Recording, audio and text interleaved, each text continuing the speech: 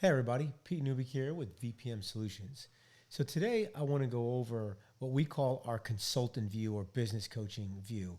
And that is where you have access to multiple companies. So in this case, I'm logged in as Pete at VPM Solutions, and Pete owns the company VPM Solutions. And I know I'm the owner of this company because the asterisk indicates my company. I also know because if I click on members and I look at Pete at VPM Solutions, it tells me my role is the owner. Now, we all know that when you're the owner of the company, you can invite other people and give them different roles, i.e., a manager role where they only have access to some workspaces, or the company manager, which has access to all workspaces, right? In this case, Pete, the owner of VPM, gave Bucky Dent company manager access and Brian Doyle manager access.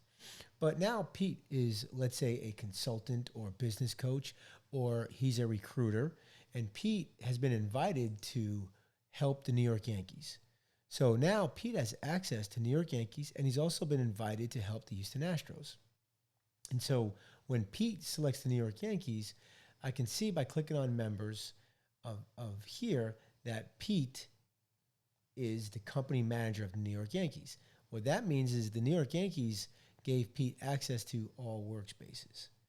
Now, why would somebody why would somebody invite somebody else to be part of their organization? Well, again, let's say Pete is going to find some prospects. So he has access to all these workspaces, so he can create a job in fielding. He can then post the job.